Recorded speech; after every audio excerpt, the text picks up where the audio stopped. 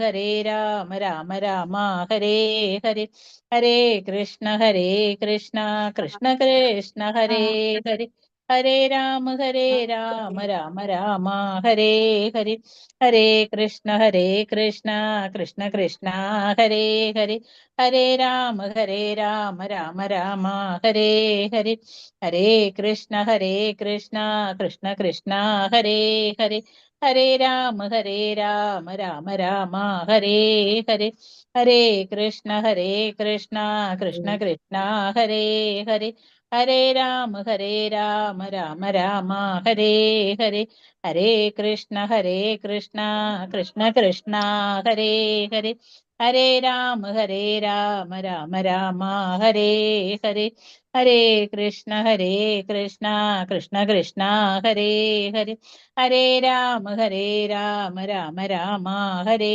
ഹരേ, ഹരേ കൃഷ്ണ കൃഷ്ണ കൃഷ്ണ ഹരേ ഹരേ, ഹരേ രാമ രാമ രാമ ഹരേ.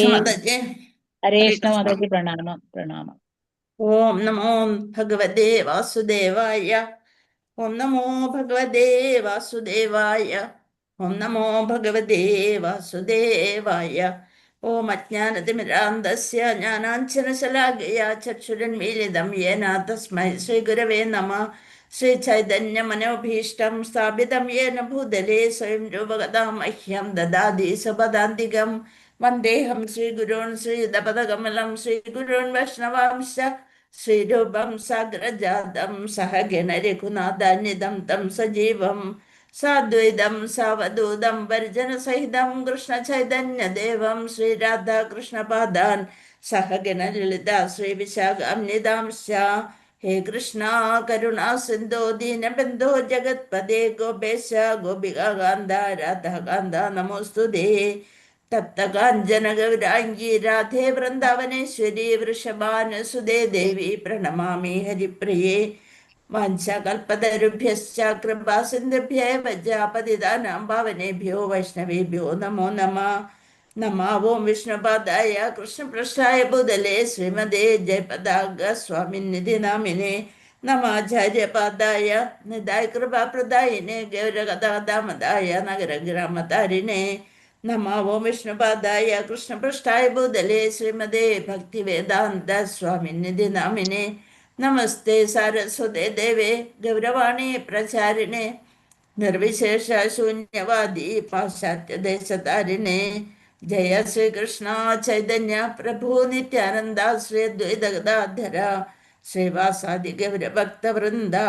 ഹരേ കൃഷ്ണ കൃഷ്ണ കൃഷ്ണ ഹരേ ഹരേ, ഹരേ രാമ രാമ രാമ ഹരേ ഹരേ, ഹരേ കൃഷ്ണ കൃഷ്ണ കൃഷ്ണ ഹരേ ഹരേ, ഹരേ രാമ രാമ രാമ ഹരേ ഹരേ, ഹരേ കൃഷ്ണ കൃഷ്ണ കൃഷ്ണ ഹരേ ഹരേ, ഹരേ രാമ രാമ ഹരേ ഹരേ. ജയ ജയ ഭാഗവത ദേവ, ജയ ജയ ഭാഗവത, ജയ ജയ രാധാ കൃഷ്ണ സ്വരൂപ, ജയ ജയ ഭാഗവത ദേവ, ജയ ജയ ഭാഗവത. നിഗമകൽപ്പതരോർഗളിതം ഫലം ശുഗമുഖാദമൃതദ്രവ സംയുതം പിബത ഭാഗവതം രസമാലയം മുഹുരഹോ രസികാ ഭുവി ഭാവുക. നാരായണം നമസ്കൃത്യം നരം ചൈവ നരോത്തമം ദേവീം സരസ്വതീം വ്യാസം തതോ ജയമുദീരയേത്. നഷ്ടപ്രായേഷു ഭദ്രേഷു നിത്യം ഭാഗവത സേവയാ ഭഗവതി ഉത്തമ ശ്ലോകേ ഭക്തിർഭവതി നൈഷ്ടയീ. മൂകം കരോതി വാചാലം പങ്കും ലംഘയതേ ഗിരിം യത്കൃപാതമഹം വന്ദേ പരമാനന്ദമാധവം ശ്രീഗുരും ദീനധാരിണം.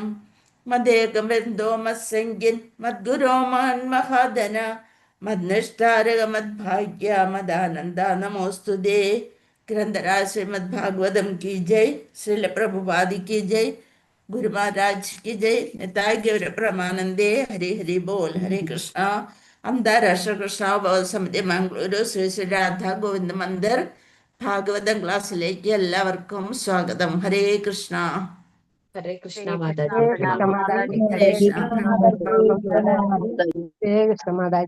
ഹരേ കൃഷ്ണ. ഇന്ന് നമ്മള് പുതിയ അധ്യായം 6, ഒന്നാമത്തെ സ്കന്ധം, അധ്യായം 6, നാരദനും വ്യാസദേവനും മധ്യയുള്ള സംഭാഷണം. വ്യാസദേവന്റെ ഗുരു ആരാണോ?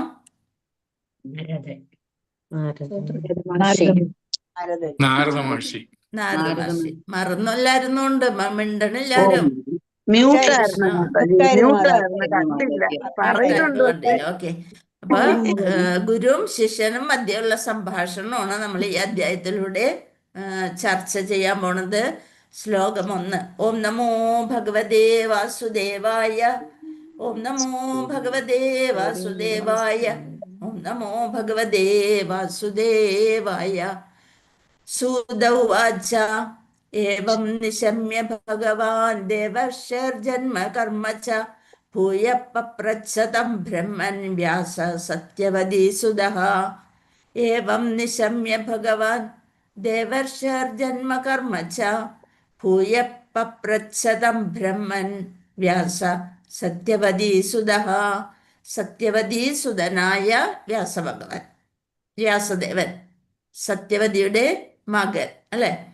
സൂത ഉവാച, സൂത ഗോസ്വാമി അരുളി ചെയ്തു. ഏവം അപ്രകാരം നിശമ്യ ശ്രമിച്ച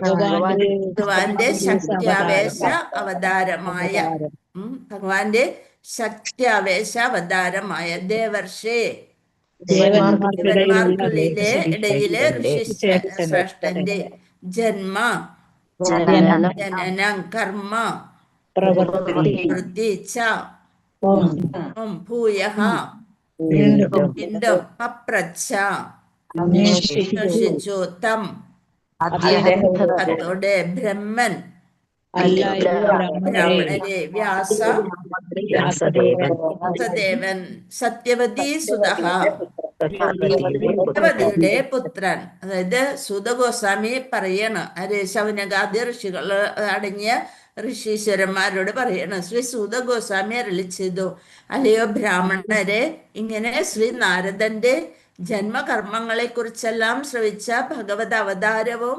സത്യവതി സുതനുമായ വ്യാസദേവൻ. ആരാണ്? ശക്തിയാവേശ അവതാരമാണ് വ്യാസദേവൻ. ഭഗവാന്റെ ശക്തിയാവേശ അവതാരമാണ് വ്യാസദേവൻ. ആ വ്യാസദേവൻ പിന്നെ എന്താ പിന്നൊരു ഇത് പറഞ്ഞിരിക്കണ, സത്യവതി സുതനാണ്. സത്യവതിയുടെ മകനുമായ വ്യാസദേവൻ ഇപ്രകാരം അന്വേഷിച്ചു. വീണ്ടും നാരദരോട് ഓരോ കാര്യങ്ങള് അന്വേഷിക്കുകയാണ് ചെയ്തത്. ജീവിതത്തിലെ ഓരോ കാര്യങ്ങള്, അതായത് വീണ്ടും എങ്ങനെയാണ് ഭഗവാന്റെ ദർശനം കിട്ടിയതിന് ശേഷം, അല്ലെന്നുണ്ടെങ്കിൽ ആ ഋഷിമാര് യോഗികള് പോയതിന് ശേഷമുള്ള കാര്യങ്ങളെ കുറിച്ച് ചോദിച്ചറിയാനായിട്ടാണ് നാരദ മഹർഷിയോട് വീണ്ടും വ്യാസദേവൻ അന്വേഷിക്കുന്നത്. അപ്പൊ നമുക്ക് ശ്ലോകം നോടിയ ഏവം നിശമ്യ ഭഗവാൻ ദേവർഷർ ജന്മ കർമ്മ ച ഭൂയ പപ്രച്ഛ തം ബ്രഹ്മൻ വ്യാസ സത്യവതി സുത. ഇപ്രകാരം ശ്രവിച്ച വ്യാസദേവൻ നാരദരോട് വീണ്ടും കാര്യങ്ങളെ അന്വേഷിക്കുന്നു. ഭഗവാന്റെ ശക്തി ആവേശ അവതാരമാണ് സത്യവതി സുതനായ വ്യാസദേവൻ. ഏവം നിശമ്യ ഭഗവാൻ ദേവർഷർ ജന്മ കർമ്മ ച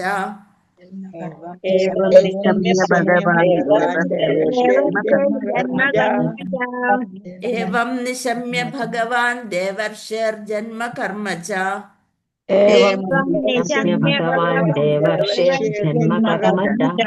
ഭൂയ പപ്രച്ഛ തം ബ്രഹ്മൻ വ്യാസ സത്യവതി സുതഃ.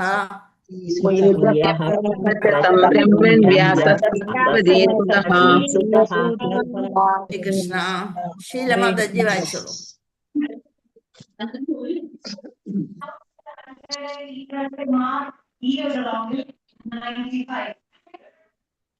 ഹരേ കൃഷ്ണ.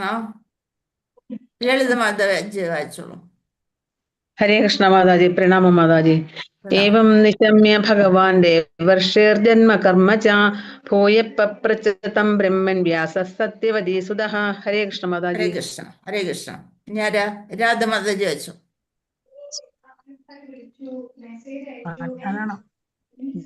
വായിച്ചോളൂ മാതാജി, ഞാൻ വായിക്കട്ടെ മാതാജി? വായിച്ചോ. ഇന്നലെ എനിക്ക് നെറ്റ് പോയായിരുന്നു. ഏവം സൂത ഉവാച ഏവം നിശമ്യ ഭഗവാൻ ദേവർഷിർ ജന്മകർമ്മച ഭൂയ പപ്രച്ഛ തം ബ്രഹ്മൻ വ്യാസ സത്യവതീ സുതഃ. ഹരേ കൃഷ്ണ ഹരേ മാതാജി. കൃഷ്ണ. ഭാവാർത്ഥം ശ്രീല പ്രഭുവാദിക്ക് ജയ്. നാരദമുനിയുടെ പരിപൂർണതയെ കുറിച്ച് അറിയുവാൻ ഇനിയും ജിജ്ഞാസുവായിരുന്ന വ്യാസദേവൻ അദ്ദേഹത്തെ കുറിച്ച് കൂടുതലായി അറിയുവാൻ അഭിലഷിച്ചു. അല്ലെ, കഴിഞ്ഞ അധ്യായത്തില് കുറച്ച് കാര്യങ്ങളൊക്കെ നാരദ മഹർഷി പറഞ്ഞു. ഇനി വീണ്ടും ആ പരിപൂർണത എങ്ങനെ ലഭിച്ചു എന്നറിയാനായിട്ട് ജിജ്ഞാസുവായിരുന്നു. എപ്പോഴും എങ്ങനെയായിരിക്കണം, ശിഷ്യന്മാര് ഗുരുവിൽ നിന്ന് എല്ലാം ചോദിച്ചറിയാനുള്ളൊരു മനസ്സാണ് അവർക്ക് വേണ്ടത്. അതാണ് നാരദമുനിയുടെ പരിപൂർണതയെ കുറിച്ച് അറിയാൻ ഇനിയും ജിജ്ഞാസുവായിരുന്ന വ്യാസദേവൻ അദ്ദേഹത്തെ കുറിച്ച് കൂടുതലായി അറിയുവാൻ അഭിലഷിച്ചു. ഭഗവത് വിയോഗത്തിന്റെ അതീന്ദ്രിയ ധ്യാനത്തിൽ നിമഗ്നനായിരിക്കുന്ന വേളയിൽ അദ്ദേഹത്തിനത് അത്യധികം വേദനാജനകമായി തീർന്നപ്പോൾ ഭഗവാനുമായി ഒരു ഹ്രസ്വ സന്ദർശനം സാധ്യമായത് എങ്ങനെയെന്ന് ഈ അധ്യായത്തിൽ ശ്രീനാരദൻ വിശദീകരിക്കുന്നു. ഭഗവാനുമായിട്ടൊരു കൂടിക്കാഴ്ച നടന്നിരുന്നു നാരദമുനിക്ക് കഴിഞ്ഞ ജന്മത്തില്.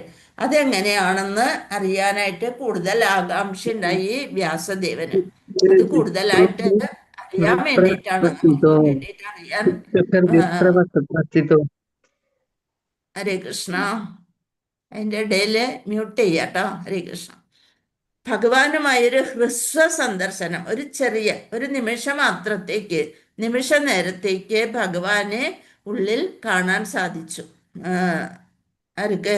നാരദ മഹർഷിക്ക് കഴിഞ്ഞ ജന്മത്തിൽ. ആ സന്ദർശനം എങ്ങനെയാണ് സാധ്യമായതെന്ന് ഈ അധ്യായത്തിൽ ശ്രീ നാരദൻ വിശദീകരിക്കുന്നു. ശ്ലോകം 2. വ്യാസവാച ഭിക്ഷുഭിർവിപ്രവസിതേ വിജ്ഞാനാദ്വേഷ്ടൃഭിസ്തവ വർത്തമാനോ വയസ്യാദ്യേ തദാ കിമകരോത് ഭവാൻ. ഭിക്ഷുഭിർവിപ്രവസിതേ വിജ്ഞാനാദ്വേഷ്ടൃഭിസ്തവ വർത്തമാനോ വയസ്യാദ്യേ തദാ കിമകരോത് ഭവാൻ. നോക്കോണ്ട്. വ്യാസവാച, വ്യാസദേവൻ അരുളി ചെയ്തു. ഭിക്ഷുഭിഹി, ശ്രേഷ്ഠരായ ഭിക്ഷാം ദേഹികളാൽ. അവിടെ വന്ന് ചാതുർമാസ്യ വ്രതം അനുഷ്ഠിച്ച് പോയ ആ ഭിക്ഷുക്കള്, അവരാണ് ശ്രേഷ്ഠരായ ഭിക്ഷാന്തേഹികൾ, ആ യോഗീശ്വരന്മാര്. വിപ്രവസിതേ, എന്താണ് വിപ്രവസിതേ? ഇതരസ്ഥലങ്ങളിലേക്ക് പ്രയാണം ആരംഭിച്ച ശേഷം. ഭിക്ഷുഭിർ വിപ്രവസിതേ, ആ ഭിക്ഷുക്കള് വേറെ സ്ഥലങ്ങളിലേക്ക്, ഇതര സ്ഥലങ്ങളിലേക്ക് യാത്ര തിരിച്ച ശേഷം. വിജ്ഞാന ദ്വേഷ്ടഭിസ്തവ, വിജ്ഞാന വിജ്ഞാനം, നമ്മുടെ ഭൗതിക ലോകത്തിലുള്ള അറിവല്ല, അതീന്ദ്രിയമായിട്ടുള്ള ശാസ്ത്രീയ വിജ്ഞാനം. ആദേഷ്ട്രിബി, നിർദ്ദേശിച്ചവർ. അതായത് നാരദ മഹർഷി അപ്പ എത്ര വയസ്സായിരുന്നു? 5 വയസ്സായ കുട്ടിയായിരുന്നു. ആ കുട്ടിക്ക് അതീന്ദ്രിയമായ ഒരു ജ്ഞാനം പകർന്നു കൊടുത്തിട്ടാണ് ആ യോഗീശ്വരന്മാരെ അവിടെ നിന്ന് പോയത്. അപ്പൊ ആ അതീന്ദ്രിയ ശാസ്ത്ര വിജ്ഞാനം ലഭിച്ച ആ കുട്ടിക്ക് ആദേഷ്ട്രുബി, ആ നിർദ്ദേശിച്ചവർ, തവ അങ്ങയുടെ വർത്തമാനഹ കാല വയസ്സി വയസ്സ് ആദ്യേ മുമ്പ് തദഹ ശേഷം കിം അഗരോത് ഭവാൻ ഭവാൻ. ആത്മീയമായിട്ടുള്ള അതീന്ദ്രിയ ശാസ്ത്രീയ വിജ്ഞാനം ആ ഗുരുക്കളിൽ നിന്ന് കിട്ടിയതിന് ശേഷം വർത്തമാനോ വയസ്സാദ്യേ, അങ്ങയുടെ ഇപ്പൊ ഈ വർത്തമാന കാലത്തിന് മുമ്പുള്ളത്, ആ വയസ്സിന് മുമ്പുള്ള കാലത്ത് അങ്ങനെ ആരംഭിക്കുന്നതിന് മുമ്പ് അങ്ങ് എന്ത് ചെയ്തു? ആ ഭിക്ഷുക്കള് പോയതിന് ശേഷം അതീന്ദ്രിയ ജ്ഞാനം ലഭിച്ച അങ്ങ് പിന്നീട് എന്താണ് ചെയ്തത് എന്നാണ് വ്യാസ മഹർഷി നാരദരോട് ചോദിക്കുന്നത്. ഹരേ കൃഷ്ണ. വിവർത്തനം നോക്കാം. ശ്രീ വ്യാസദേവൻ ചോദിച്ചു, അങ്ങേക്ക് ശാസ്ത്രീയമായ അതീന്ദ്രിയ ജ്ഞാനം ഉപദേശിച്ച ഋഷിവര്യന്മാരുടെ പ്രയാണത്തിന് ശേഷം, ശാസ്ത്രീയമായിട്ട് അതീന്ദ്രിയ ജ്ഞാനം ഉപദേശിച്ച ആ ഋഷികളുടെ പ്രയാണത്തിന് ശേഷം, അവർ പോയതിന് ശേഷം, അവർ മറ്റ് സ്ഥലങ്ങളിലേക്ക് യാത്ര തിരിച്ചതിന് ശേഷം, ഈ ജന്മം ആരംഭിക്കുന്നതിന് മുമ്പ് അങ്ങ് എന്ത് ചെയ്തു? കഴിഞ്ഞ ജന്മത്തില് അങ്ങ് അതിനു ശേഷം എന്താണ് ചെയ്തത്? ഭാവാർത്ഥം. ശ്രീല പ്രഭുവാദിക്ക് ജയ്. വ്യാസദേവൻ ശ്രീ നാരദമുനിയുടെ ശിഷ്യനായിരുന്നു. ആകയാൽ ആത്മീയ ആചാര്യന്മാരിൽ നിന്നും ദീക്ഷ സ്വീകരിച്ച ശേഷം അവരൊരു മന്ത്രമൊക്കെ ഉപദേശിച്ചു കൊടുത്തു. അതാണ് അവരിൽ നിന്നാണ് ദീക്ഷ സ്വീകരിച്ചതെന്ന് പറയുന്നത്. ആ സ്വീകരിച്ച ശേഷം ശ്രീ നാരദൻ എന്തു ചെയ്തുവെന്ന് ശ്രവിക്കാൻ അദ്ദേഹം ഉത്സുകനായത് സ്വാഭാവികമായിരുന്നു. അതേ ജീവിത പരിപൂർണത പ്രാപ്തമാക്കാനായി ശ്രീ നാരദന്റെ കാലടികളെ പിന്തുടരാൻ അദ്ദേഹം അഭിലഷിച്ചു ഗുരുവിൽ നിന്ന്. അപ്പൊ നാരദന് ആ യോഗീശ്വരന്മാരായിരുന്നു ഗുരു, അവരിൽ നിന്ന് അതീന്ദ്രിയജ്ഞാനം ലഭിച്ചു. അതുപോലെ വ്യാസം ദേവനും ആരിൽ നിന്നാണ് അതീന്ദ്രിയജ്ഞാനം ലഭിക്കേണ്ടത്? നാരദരിൽ നിന്ന്. അപ്പൊ ഗുരുക്കളോട് അതേ ഇതോടുകൂടി ചോദിച്ച് മനസ്സിലാക്കണം. അല്ലാണ്ട് നമ്മൾക്കെല്ലാം അറിയാം, ഇനി എന്തെങ്കിലും പറയാനുണ്ടെ പറഞ്ഞോളൂ എന്നുള്ളൊരു മട്ടിയിലല്ല ഗുരുക്കന്മാരോട് നമ്മൾ പെരുമാറേണ്ടത്. ശ്രീ നാരദന്റെ കാലടികളെ പിന്തുടരാൻ അദ്ദേഹം അഭിലഷിച്ചു. ആത്മീയ ആചാര്യനിൽ നിന്നും അന്വേഷിച്ചറിയാനുള്ള ഈ ആഗ്രഹം പുരോഗമന പാതയിൽ അത്യന്താപേക്ഷിതമാണ്. ഈ പ്രക്രിയയെ ശാസ്ത്രീയമായി സദ്ധർമ്മ പൃച്ഛ എന്ന് വിശേഷിപ്പിക്കുന്നു. അപ്പൊ എന്താണ് സദ്ധർമ്മ പൃച്ഛ? ആർക്ക് പറയാൻ സാധിക്കും? ആചാര്യന്മാരോട് അറിയണം. ആചാര്യന്മാരിൽ നിന്ന് സംശയങ്ങളെല്ലാം ചോദിച്ച് മനസ്സിലാക്കി ഉത്സുകനായിട്ട് ചോദിക്കാൻ ശ്രമിക്കുന്നതിന് വേണ്ടി. അതെ, ആത്മീയ ആചാര്യം ഭൗതികമായിട്ടുള്ള കാര്യങ്ങളല്ല. എനിക്ക് എന്ന് ലോട്ടറി കിട്ടും, അല്ലെന്നുണ്ടെങ്കിൽ ഈ ബുദ്ധിമുട്ടുകളൊക്കെ എന്ന് തീരും, എൻ്റെ മോളുടെ കല്യാണം എന്ന് നടക്കും, അങ്ങനെയുള്ള കാര്യങ്ങളൊന്നല്ല നമ്മൾ അന്വേഷിച്ചറിയേണ്ടത്. എങ്ങനെയുള്ള കാര്യങ്ങളാണ്? ആത്മീയമായിട്ടുള്ള അതീന്ദ്രിയ ജ്ഞാനത്തെ കുറിച്ച്, ഭഗവാനിൽ എങ്ങനെ എത്തിച്ചേരും, എന്താണ് നമ്മുടെ ജീവിത ലക്ഷ്യം, എന്താണ്, ഇങ്ങനെയുള്ള കാര്യങ്ങളെ പുരോഗമന പാതയില് അത്യന്താപേക്ഷിതമായിട്ടുള്ള ഒരു ലക്ഷ്യമുണ്ട് നമ്മൾക്ക്, അതിലേക്ക് നടന്നുകൊണ്ടിരിക്കുകയാണ്. അപ്പോഴാണ് നമുക്ക് ഗുരുവിനെ കിട്ടുക. ആ ഗുരുവിൽ നിന്ന്, അല്ലാണ്ട് 1-ാം ക്ലാസ്സിൽ LKG തുടങ്ങി നമ്മളെ ഭൗതികമായിട്ടുള്ള ജ്ഞാനം തരുന്ന ഗുരുക്കന്മാരെല്ലാം അത് കഴിഞ്ഞതിന് ശേഷം നമ്മൾക്ക് ഒരു ലക്ഷ്യമുണ്ട്, അതിലേക്ക് എത്തിക്കിട്ടി കഴിഞ്ഞാൽ ആ ആത്മീയ ആചാര്യന്മാര് നമ്മളെ നല്ല പാതയിൽ നടത്താനായിട്ട് സഹായിക്കാൻ നമ്മുടെ കൂടെ വരും. അങ്ങനെ ഈ പുരോഗമന പാതയിൽ അങ്ങനെയുള്ള ഗുരുക്കന്മാർ അത്യന്താപേക്ഷിതമാണ്. അവരിൽ നിന്ന് ശാസ്ത്രീയമായിട്ട് നമ്മുടെ പരിപൂർണതയ്ക്ക് ആവശ്യമായ കാര്യങ്ങൾ ചോദിച്ചറിയുന്നതിനാണ് എന്തെന്ന് പറയാ, സദ്ധർമ്മ പൃച്ഛ എന്ന് വിശേഷിപ്പിക്കും. മനസ്സിലായി എന്ന് വിചാരിക്കുന്നത് അല്ലെ? എന്താണ് സദ്ധർമ്മ? നമ്മുടെ ധർമ്മത്തിനനുസരിച്ചുള്ള പൃച്ഛ എന്ന് വിശേഷിപ്പിക്കുന്നു. അതിനാണ് ഇത് പറയണത്. ഹരേ കൃഷ്ണ. അപ്പൊ ആ ശ്ലോകത്തിനെ പറ്റി മനസ്സിലായി. ഇനി ശ്ലോകം 3. ഓം നമോ ഭഗവതേ വാസുദേവായ സ്വയംഭുവകയാ വൃത്യാ വർത്തിതം തേ പരം വയഃ കഥം ചേതമുദസ്രാക്ഷി കാലേ പ്രാപ്തേ കളേവരം.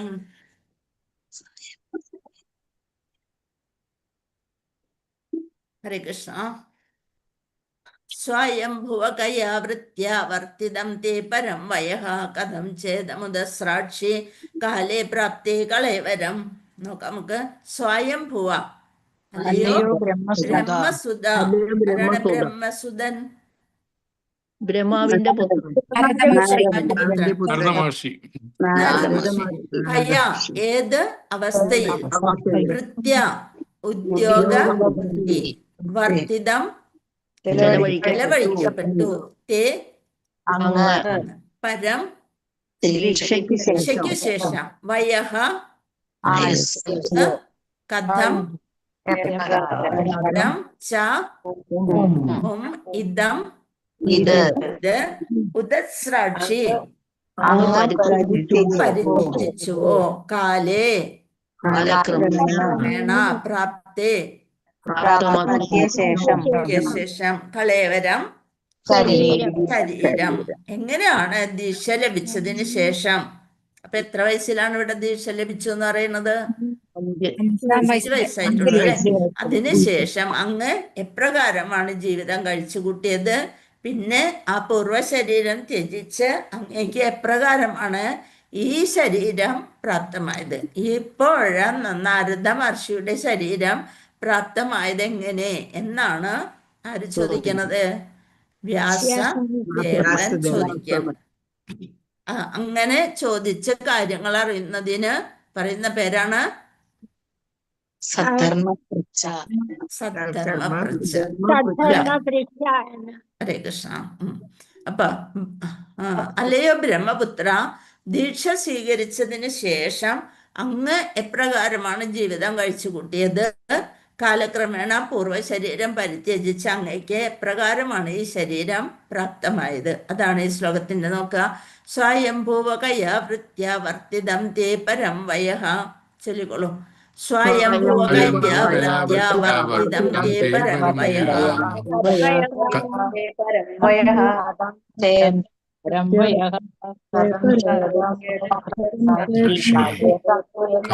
ചേതമുദസ്രാക്ഷി കാലേ പ്രാപ്തി കളേവരം.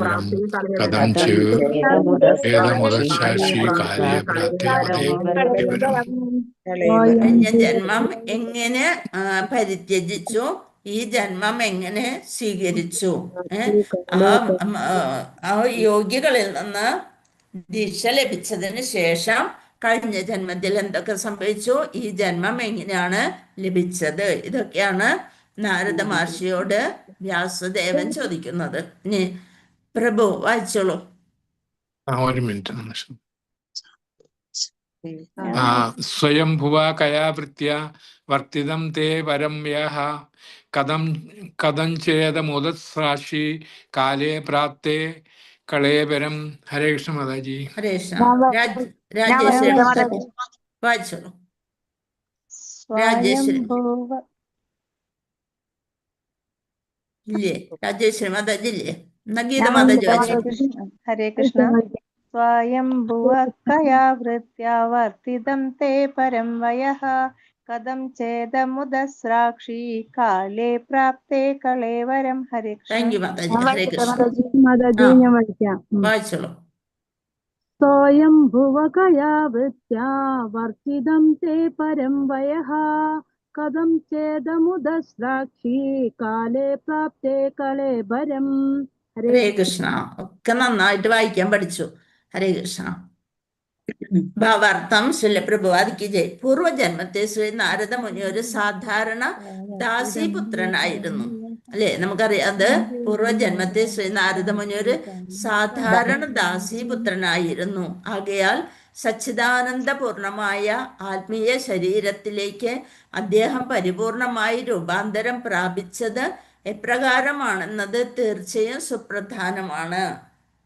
സാധാരണ ഒരു ദാസീപുത്രനായിട്ട് ഒരു വൈഷ്ണവന്റെ ഗൃഹത്തിലോ പോലും ജനിച്ചിട്ടില്ല. എന്നിട്ടും ഇദ്ദേഹം ഭഗവാന്റെ പാർഷദനായ ആ നിലയിലേക്ക് എങ്ങനെ ഉയർന്നു എന്ന് അത് എപ്രകാരമാണെന്നത് തീർച്ചയായും സുപ്രധാനമാണ്. എവരുടെയും സംതൃപ്തിക്കായി നാരദമുനി വസ്തുതകളെല്ലാം വെളിപ്പെടുത്തണമെന്ന് ശ്രീ വ്യാസദേവൻ ആഗ്രഹം പ്രകടിപ്പിച്ചു. എല്ലാവർക്കും വേണ്ടിയിൽ എങ്ങനെയാണ് നമ്മൾക്ക് ഭൗതിക ജീവിതത്തിൽ നിന്ന് വിരക്തി വന്ന് ആധ്യാത്മിക ജീവിതത്തിലേക്ക് ഉയരാനും ഭഗവാന്റെ സേവയിൽ എങ്ങനെ ഏർപ്പെടണമെന്നും മറ്റുള്ളവർക്കും വേണ്ടി വെളിപ്പെടുത്തണമെന്ന് ശ്രീ വ്യാസദേവൻ ആഗ്രഹം പ്രകടിപ്പിച്ചു. ഇനി നമ്മൾക്ക് ഓരോ ശ്ലോകങ്ങൾ കഴിയുമ്പോൾ ശരിക്കും ആ കഥകളൊക്കെ വ്യാസദേവനോട് നാരദമുനി പറയുന്നത് ശ്രദ്ധിക്കാം. ശ്ലോകം 4. പ്രാകൽപ വിഷയാമേധാം സ്മൃതിം തേ മുനി സത്തമ നഹ്യേഷ വ്യവദാത് കാല ഏഷ സർവനിരാകൃതിഃ. പ്രാകൽപ വിഷയാമേധാം സ്മൃതിം തേ മുനി സത്തമ നഹ്യേഷ വ്യവദാത് കാല ഏഷ സർവനിരാകൃതി. എന്താണ് പ്രാക്? മുൻപുള്ള. കൽപ്പ എന്താണ്? ദേവന്റെ ഒരു ദിനം. വിഷയം ശ്രദ്ധാവിഷയം. ഏതാം ഇവയെല്ലാം ഇവയെല്ലാം സ്മരണം തേ അങ്ങയുടെ അങ്ങയുടെ മുനി സപ്തമ അല്ലയോ മുനിവര്യ ന അല്ല അല്ല ഹി നിശ്ചയമായും ഏഷ ഇവയെല്ലാം ഇവയെല്ലാം വ്യവധാത് എന്തെങ്കിലും വ്യത്യാസമുണ്ടാക്കി ഈ കാലഹ കാലത്തിന്റെ ഗതി ഏഷഃ ഇവയെല്ലാം സർവ എല്ലാം എല്ലാം നിരാകൃതി ഉന്മൂലനം. അല്ലെ? ഓരോ ഇതും ഇത് കഴിഞ്ഞ കൽപ്പത്തിൽ സംഭവിച്ച കാര്യമാണ്. നമ്മൾക്ക് ഒരു കൊല്ലം മുമ്പ് നടന്ന കാര്യങ്ങളും തന്നെ നമ്മൾക്ക് ഓർമ്മയുണ്ടാവില്ല. അപ്പോ കഴിഞ്ഞ കൽപ്പത്തിൽ സംഭവിച്ച കാര്യം എങ്ങനെയാണ് നാരദമുനിക്ക് അത് ഓർമ്മ വന്നതെന്നറിയാനും ഇതൊക്കെയാണ് കാലത്തിന്റെ ഗതി. എങ്ങനെയാണ് ഇതെല്ലാം ഓർത്ത് വെച്ചത്, എല്ലാം നിരാകൃതി ഉന്മൂലനം നടന്നിട്ട് എങ്ങനെ നാരദമുനിക്ക് കഴിഞ്ഞ ജന്മത്തിലെ കാര്യം ഓർമ്മ വന്നു എന്നറിയാനും വ്യാസദേവൻ ആഗ്രഹിച്ചു. വിവർത്തനം നോക്കാം. അല്ലയോ മഹാമുനെ, കാലം യഥാസമയം സർവ്വതും ഉന്മൂലനം ചെയ്യുന്നു.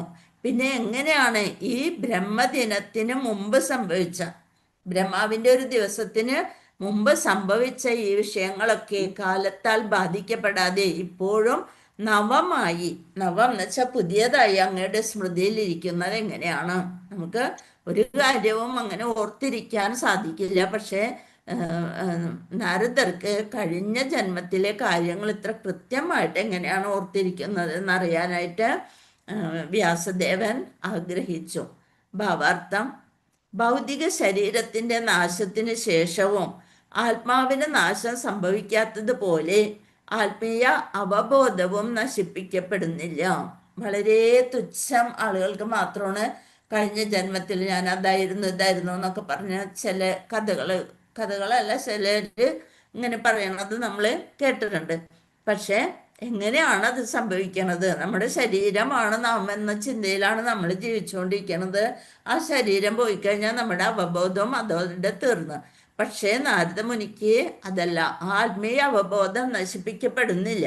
ശ്രീനാരദൻ പൂർവകൽപ്പത്തിൽ ഭൗതിക ശരീരത്തിലായിരിക്കുമ്പോൾ തന്നെ ഈ ആത്മീയ അവബോധത്തെ വികസിപ്പിച്ചു. എങ്ങനെയാണ് ഇത് ഓർക്കാൻ കാരണം?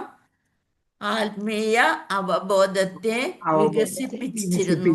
അതുകൊണ്ടാണ് ഭൗതിക ശരീരത്തിന്റെ അവബോധം എന്നാൽ ഭൗതിക ശരീരം എന്ന മാധ്യമത്തിലൂടെ പ്രകടിപ്പിക്കുന്ന ആത്മീയ അവബോധം എന്നർത്ഥം. അതേപോലെ നമ്മൾ ഒരു കഥയിൽ പഠിച്ചോ, ഭരതമുനി ആ മാനായി കഴിഞ്ഞപ്പോഴും ആ ആത്മീയ അവബോധം വികസിപ്പിച്ചതായിരുന്ന ഭരതമുനിക്ക് ആ മാനിന്റെ ശരീരത്തിലും ഓർമ്മയുണ്ടായിരുന്നു. താനൊരു ഭക്തനായിരുന്നു, വൈഷ്ണവനായിരുന്നു എന്നുള്ള ഓർമ്മയുള്ളത് കൊണ്ടാണ് വീണ്ടും ജഡഭരതനായിട്ട് ജനിക്കാൻ സാധിച്ചത്.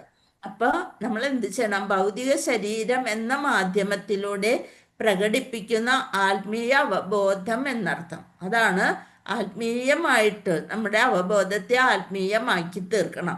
ഈ അവബോധം അധമവും നാശോന്മുഖവും വികലവുമാണ്. നമ്മുടെ ഇപ്പോൾ ഉള്ള അവബോധം അതാണ്. നമ്മളുടെ ഈ ഭൗതിക ശരീരത്തിലുള്ള അവബോധം എങ്ങനെയുള്ളതാണ്? അധമമാണ്, നാശോന്മുഖമാണ്, വികലവുമാണ്. എന്നാൽ അതിനെ ആത്മീയ തലത്തിലേക്ക് ഉയർന്ന മനസ്സിന്റെ ഉന്നത അവബോധം ആത്മാവിനെ പോലെ തന്നെയുള്ളതും ഒരിക്കലും ഉന്മൂലനം ചെയ്യപ്പെടാത്തതുമായിരുന്നു. ഗജേന്ദ്രനും അവസാനം ഇപ്പോൾ ഓർമ്മ വന്നു അല്ലെ, ഞാൻ ആരായിരുന്നു എന്നുള്ളത് ഗജേന്ദ്രൻ എന്നാണ് എനിക്ക്. അതുകൊണ്ടാണ് ഭഗവാനെ അവസാന കാലത്ത് വിളിക്കാൻ സാധിച്ചത്. അപ്പൊ അതുപോലെ നമ്മൾ എന്ത് ചെയ്യണം? ആത്മീയ തലത്തിലേക്ക് ഉയർന്ന മനസ്സിന്റെ ഉന്നത അവബോധം ആത്മാവിനെ പോലെ തന്നെയുള്ളതും ഒരിക്കലും ഉന്മൂലനം ചെയ്യപ്പെടാത്തതുമാകുന്നു. അങ്ങനെയുള്ളവരെ ആത്മാവിന്റെ ഉടമസ്ഥനായിരുന്നു നാരദർ. അതാണ് അവിടെ വരുന്നത്. ശ്ലോകം വായിച്ചോളൂ. വസന്തമന്ദജി വായിച്ചോ. വായിക്കട്ടെ. ശ്ലോകം 4. 4 വായിച്ചിട്ടില്ല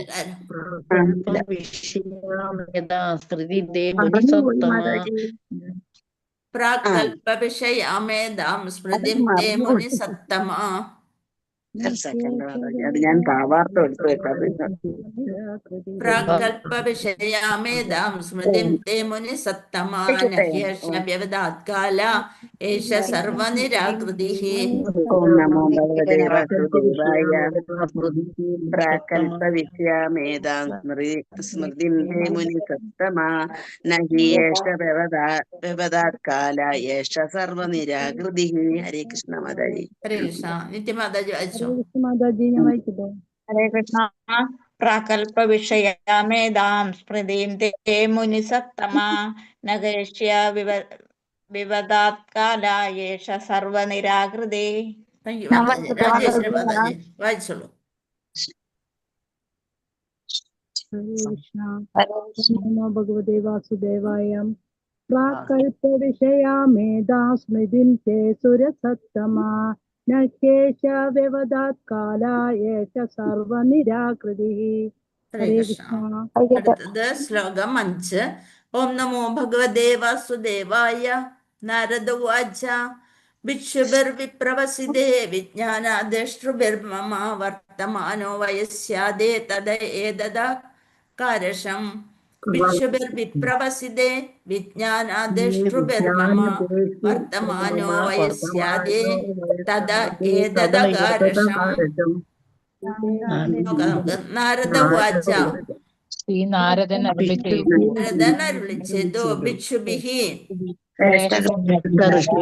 ഋഷിമാരാൽ വിപ്രവസിതേ പ്രയാണം ആരംഭിച്ച ശേഷം വിജ്ഞാന വിജ്ഞാനം ആദേഷ്ട്രിബി പകർന്നു നൽകിയവർ മമ എനിക്ക് വർത്തമാന വയസ്സി ആദ്യേ ജന്മത്തിന് മുമ്പ് തദഹ അതിനുശേഷം ഏതത് അകാരശം നിർവഹിച്ചു. വിവർത്തനം നോക്കാം. പ്രഭു അതിക്ക് വിവർത്തനം. ശ്രീ നാരദൻ അരുളി ചെയ്തു. എനിക്ക് അതീന്ദ്രിയത്തെക്കുറിച്ചുള്ള ശാസ്ത്രീയ ജ്ഞാനം പകർന്നു നൽകിയ ശ്രേഷ്ഠ ഋഷിമാർ ഇതര സ്ഥലങ്ങളിലേക്ക് പ്രയാണം ആരംഭിച്ച ശേഷം ഞാൻ ഇപ്രകാരം ജീവിതം കഴിച്ചുകൂട്ടി. ആ കഥ പറയാൻ പോവാണ് നാരദ മഹർഷി. ഹരേ കൃഷ്ണ. നാരദ ഉവാച ഭിക്ഷുഭിർവിപ്രവസിതേ വിജ്ഞാനാദ്രഷ്ടൃഭിർമമ. വായിച്ചോളൂ.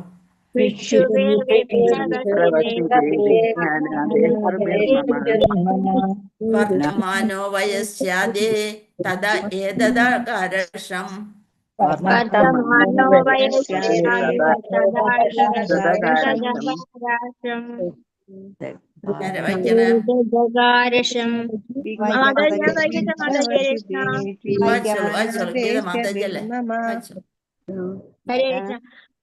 ഓം നമോ ഭഗവതേ വാസുദേവായ. നാരദ ഉവാച ഭിക്ഷുഭിർവിപ്രവസിതേ വിജ്ഞാനാദേഷ്ടഭിർമമ വർത്തമാനോ വയസ്യാദേ തദാ ഏതദകാരശം.